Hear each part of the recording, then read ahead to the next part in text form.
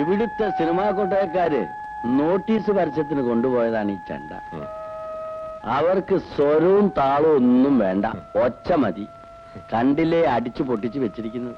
പിന്നെ എന്തുകൊണ്ടത് കൊടുത്തയക്കണേ? കൂലി കിട്ടും. വെറുതെ ഇവിടെ വെച്ചിരുന്നിട്ട് എന്താ പുണ്യം? അമ്പലത്തിലേക്കാണെങ്കിൽ ഇപ്പോ മാരാരെ ആവശ്യമില്ല. ശീവേലിക്കായാലും വിളക്കിനായാലും വട്ടം പിടിക്കാൻ പോലും ഇപ്പൊ ചെണ്ട വേണ്ട. മൈക്കിൽ റെക്കോർഡ് വെച്ച പാട്ടല്ലേ മിക്ക ദിക്കിലും. ഒടുവിൽ കുടുംബം പോറ്റാൻ നിവൃത്തിയില്ല ഞാൻ ഈ സിനിമാ കൊട്ടയക്കാരുടെ നോട്ടീസ് കൊടുക്കാൻ ചെണ്ട കൊട്ടാൻ ഇറങ്ങിയത്. അതുവരെ ആർക്കും ഇഷ്ടമില്ല. അച്ഛന്റെ ഈ ഗതികേട് കണ്ട ഗീത നാടകത്തിൽ ചേർന്നത്. അത് ഞങ്ങൾക്കൊരു മെച്ചായി. മാധവൻ അറിയൂ, എന്തുമാത്രം കഷ്ടപ്പാടും ബുദ്ധിമുട്ടും സഹിച്ചാണ് ഇവളെ ഞാൻ BA-ക്കും അത് കഴിഞ്ഞ് B.Ed-നും പഠിപ്പിച്ചത്. ഇവൾ പഠിച്ച് ജയിച്ചു വന്നപ്പോഴാണ് അറിയുന്നത് ഒരു ടീച്ചറെ ജോലി കിട്ടാൻ 25-30 കൈക്കൂലി കൊടുക്കണമെന്ന്. പിന്നെ സർക്കാർ പള്ളിക്കൂടത്തിൽ ഞങ്ങളെ ജാതിക്കാരെ കയറ്റില്ലല്ലോ. മാരാര് സവർണരല്ലേ. കുട്ടിക്കാലത്ത് കുറച്ച് ഡാൻസും പാട്ടും പഠിച്ചതുകൊണ്ട് നിങ്ങളെ കൂടത്തിലെങ്കിലും ചേരാൻ സാധിച്ചു.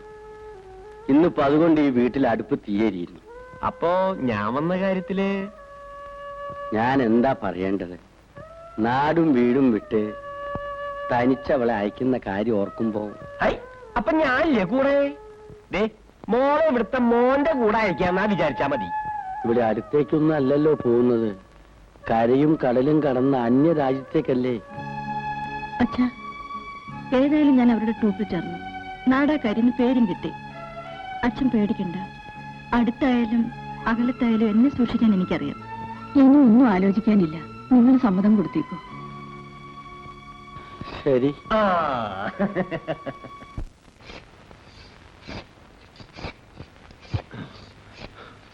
അച്ഛാ, ഇനി പോകാൻ 10 ദിവസമേ ഉള്ളൂ. ഞാൻ പറഞ്ഞ കാര്യം ഓർമ്മയുണ്ടല്ലോ, 2 പാന്റ് ഷർട്ടും കൂടി തുന്നിക്കാതെ പോകാൻ പറ്റില്ല. എനിക്ക് ആശ തരണം.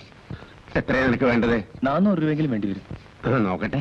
നിങ്ങൾ ഇനി എവിടെന്നായി നോക്കുന്നത്? ഇനിയും കടം മേടിക്കാൻ പോവുകയാണോ? അമ്മ ഇതിലിടപെടണ്ട. നിനക്ക് എന്തിനാടാ ഇനി പണം? കോളേജും പഠിപ്പൊക്കെ തീർന്നില്ലേ? അതുകൊണ്ട് ഉടുത്ത് കിടക്കാൻ പാടില്ലെന്നുണ്ടോ? എടാ, നീ അവളെ ഒന്നും പറയണ്ട. നിനക്ക് പണം ഞാൻ എവിടെ നിന്നെങ്കിലും വാങ്ങിച്ചു തരാന്ന് പറഞ്ഞില്ലേ? എങ്കിൽ ഉടനെ വേണം. ബ്രൂസിലി ടൈലേഴ്സിന് അടുപ്പിക്കുന്നത്. അളവെടുക്കാൻ വരെ അവിടെ ആളുകൾ ക്യൂ നിൽക്കുക. ഏട്ടൻ പുതിയ പാൻറ് അടിപ്പിക്കുന്നുണ്ടെങ്കിൽ എനിക്കും വേണം. വേണ്ട വേണ്ട, നിനക്ക് ഇവിടെ ഉള്ളതൊക്കെ തന്നെ മതി. നീ ചേട്ടന്റെ കൂടെ വിമാനത്തിലൊന്നും കയറി പോകുന്നില്ലല്ലോ. ഓ, വിമാനത്തിൽ കയറുന്നവർക്കേ പാൻറ്റുള്ളൂ. നിനക്കെന്താ വേണ്ടെന്ന് പറ. ജപ്പാനിൽ നിന്ന് വരുമ്പോ ഞാനൊരു ജീൻസ് കൊണ്ടുവന്ന് തന്നിട്ടാ വെൽവെറ്റ് കോട്ടറായാൽ തുന്നിച്ചത്. ഏത് കളറാ വേണ്ടത്? Black, blue, cream? 3 വേണം. ഞാനേറ്റു. മാധവൻ ആരാ വാക്ക് തന്നത്? നാരായണിയാണോ? എന്താ അവളെ കൊണ്ടുപോകും? എന്റെ മോളെ വിളിക്കില്ല ഞാൻ. അത് വേറെ കാര്യം. എന്തുട്ട ഈ പറയണേ? ഈ ലാസ്റ്റ് നിമിഷത്തിൽ ഇങ്ങനെ വാക്ക് മാറിയിട്ടുണ്ടെങ്കിൽ ഇനി പുതിയ പെൺകുട്ടിയെ കണ്ടുപിടിച്ച് റിഹേഴ്സൽ നടത്തി ശരിപ്പെടുത്തി എടുക്കാൻ വല്ല സമയമുണ്ടാ? നീ നാരായണ ചേർത്ത് ഷൂറായിട്ട് സമ്മതിച്ച കാര്യമില്ല ഇപ്പൊ ഇത്. എന്ത് സമ്മതിച്ചു? തനിച്ചവളെ നിങ്ങളോട് അയക്കാമെന്ന് പറഞ്ഞിട്ടുണ്ടോ? അപ്പൊ അത്ര ഉള്ള കാര്യം. അതെ, 6ാം വയസ്സില് തിരുവിക്കര മൈതാനത്ത എന്റെ മോളുടെ അരങ്ങേറ്റം.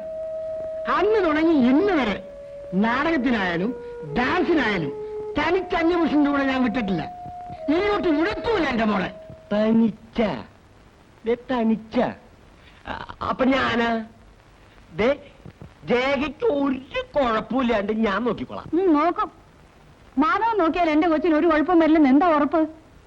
മാധവൻ ഒരാണല്ലേ. ഇതുപോലെ പല നോട്ടക്കാരെ എന്റെ ചെറുപ്പത്തിൽ ഞാനും കുറെ കണ്ടതാ. അത് വിട്. ഇനി പെണ്ണിനെ തനിച്ചയക്കണോ? കാര്യം പറയാലോ, പണം കുറെ കൂടുതൽ വേണം. അപ്പൊ പണമാണോ വലുത്? എന്റെ നാരായണി ചേട്ടത്തി ബോയിങ് വിമാനത്തിൽ കയറി പറന്ന് ഹോങ്കോങ്, ബാങ്കോങ്, കിങ്കോങ് തുടങ്ങി സർവ ഫോറിൻ കോങ്ങുകളും കണ്ടു വരാനുള്ള മോളുടെ മഹാഭാഗ്യം തട്ടിക്കളയല്ലേ എന്റെ നാരായണി ചേട്ടത്തി? ജപ്പാനിൽ പോകുന്നുണ്ട്. നീ ഏത് നടത്ത് പോയാലും ഇവിടെയുള്ളവർക്ക് എന്നാടി ഗുണം? ഇവിടെ അധ്വാനിച്ചു കൊണ്ടുവരാൻ മറ്റൊരാളില്ല. മാധവൻ ഈ വീട്ടിൽ ചെലവറിയാവോ? മോളെ സാവിത്രി, ഇവളെന്റെ മൂത്ത മോള. കെട്ടിയോളുള്ളത് കൊണ്ട് എന്താ പ്രയോജനം? കഴിഞ്ഞ 2 പ്രസവവും ഇവിടെ നിന്നാണ് നോക്കിയത്. അവൾക്കിത് 7ാം മാസം. നിന്റെ മാസം പറഞ്ഞു കൊടുത്തേ. വേണ്ട വേണ്ട, അപ്പോ ഡബിൾ പ്രസവം. ഇങ്ങേരാണ് പുറമേ കാണുന്ന പോലെയല്ല. സന്ധ്യ ആവുമ്പം തുടങ്ങും വലിവും ശ്വാസം മുട്ടലും. എന്നിട്ടും മനസ്സിലായി. അച്ഛന് ശ്വാസമുട്ട്, അമ്മയ്ക്കും മോൾക്കും ഗർഭച്ചെലവ്. ചെലവ് തന്നെ. എന്തുട്ടെങ്കിലും സംതിങ് ഞാൻ കൂടുതൽ മേടിച്ചാൽ നോക്കാം. എങ്കിൽ പണവും തന്ന് പെണ്ണിനെ വിളിച്ചോണ്ട് വയ്ക്കൂ. വേറെ വർത്താനൊന്നും പറയണ്ട.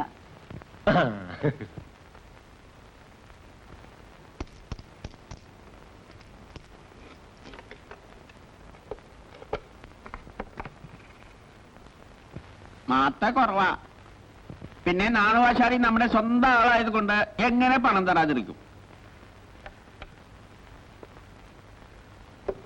എണ്ണി നോക്ക്. 500 രൂപയ്ക്ക് നിങ്ങൾ ഒപ്പിട്ടിട്ടുണ്ട്. അതിൽ വട്ടി 75 രൂപ കിഴിച്ച് ബാക്കി 425 രൂപ. ശരിയല്ലേ? പിന്നെ മറ്റൊരു കാര്യം, നമുക്കിതേ നോക്ക്. സ്നേഹം വേറെ, കച്ചവടം വേറെ. 3 മാസത്തിനുള്ളിൽ കാശ് തന്ന് നിങ്ങൾ സാമാനം എടുപ്പിക്കണം. ഇല്ലെങ്കിൽ വട്ടി ഇരട്ടിയാകും, സാമാനം നമ്മുടെ സ്വന്തമാകും. അതിൽ പിന്നെ കോണേരി നൃസിംഹപ്പൈ ഗോവിന്ദപ്പൈ നമ്മളെ പറ്റിച്ചു എന്ന് പറയാൻ ഇടവരരുത് കേട്ടോ. ഇല്ല. അപ്പോ എന്ത് വേണം? 3 പറയാനുണ്ട്. നമുക്ക് കേക്കണ്ട. അവനെ ലോകം സുത്താനല്ലേ, ഞാൻ സമ്മതിക്കൂല. മോനെ നിങ്ങൾ ഒന്നിനും സമ്മതിക്കൂല. പണ്ടാറം 10 കാശ് മുടക്കി അവനെന്തെങ്കിലും ഏർപ്പാടാക്കാൻ പറഞ്ഞാൽ അതിനും നിങ്ങൾ സമ്മതിക്കൂല. എന്തിനാ മുടക്കണം? അവൻ പറയണത് പോലെ തീപ്പെട്ടി കമ്പനിക്കോ ബസ് വെച്ചോട്ടാനോ സിനിമാ കൊട്ടകയ്ക്കോ പണം മുടക്കിയാൽ മുടക്കണ കാശിന് നമ്മുടെ കണക്കിന് 1/4 വണ്ടി കിട്ടൂല. പണിക്കാരെ വെച്ചാൽ അതിന്റെ തൊന്തരവ് ഒന്ന് വേറെ. കൂലി കൊടുത്ത് നമ്മൾ അവന്റെ അടി വാങ്ങണോ പണ്ടാരം? അതിന് നമ്മളെ കിട്ടൂല. വേണ്ട വേണ്ട, ഉള്ള പൈസ പിസ്കി പിസ്കി കൂട്ടി വെച്ചാ. ഞാൻ കൂട്ടി വെച്ചത് നിന്റെ അപ്പൻ സമ്പാദിച്ചത്. ഒരു കാര്യം എന്റെ അപ്പനെ പറഞ്ഞാലുണ്ടല്ലോ, നിന്റെ അപ്പനെ അപ്പന്റെ അപ്പനെയും മുത്തപ്പനെയും ഞാൻ വിളിക്കും. അപ്പൊ ഞാനും പറയും. അമ്മ വഴക്കടിക്കണ്ട. അല്ലെങ്കിൽ തന്നെ അച്ഛന് പ്രഷർ ഷുഗറും കൂടിയിരിക്കുക. എന്റെ പ്രഷർ കൂടുതലാക്കിയത് നീ ഓർത്തനാണ്. ഞാൻ കഷ്ടപ്പെട്ട് സമ്പാദിച്ച കാശ് നിന്നെ ഏൽപ്പിച്ചാൽ നീ മുടിക്കും. ഇല്ലെങ്കിൽ നീ ഒരു കാര്യം ചെയ്യ്, ഒരു മേശയിട്ട് ഇവിടെ ഇരി. ആളിവിടെ വരും, നല്ല നല്ല യോഗ്യന്മാരെ വരും. പൊന്നും ആഭരണവും വെച്ച് അവർക്ക് കാശ് കൊടുത്താൽ രൂപയ്ക്ക് രൂപ വട്ടി ഉണ്ടാക്കാം. പൊന്ന് നമ്മുടെ പെട്ടിയിൽ വിരിക്കും. അങ്ങനെ പെട്ടിയിലാക്കിയതാണ് നിങ്ങളിപ്പോ അനുഭവിക്കുന്നത്. ചോറ് പോലും തിന്നാൻ പറ്റണ്ടായി. ഞാൻ തിന്നണില്ലെങ്കിലും നീയും മോനും തിന്നാൻ മുടിക്കണുണ്ടല്ലോ. അങ്ങനെ നോക്കിയാൽ ഞാൻ പോകുന്നുണ്ട് അച്ഛൻ, ലാഭമല്ലേ ഉള്ളു. 1 മാസം ചെലവെങ്കിലും അവര് തരില്ലേ? ആറ്? ഒന്നുകൂടി പറ. 1 മാസത്തെ ചെലവ് ആര് തരും? എന്നെ കൊണ്ടുപോകുന്നവര്. അപ്പോൾ നിന്റെ വിമാനക്കൂലി ആര് തരും? എല്ലാം അവർ തരും. തിരുവള ദേവ, ഇത് നേരത്തെ ചുട്ടാ മതിയായിരുന്നു. നീ എവിടെ വേണമെങ്കിൽ പോയ, നരകത്തിൽ വേണമെങ്കിൽ പോയ, എനിക്ക് സമ്മതമാണ്.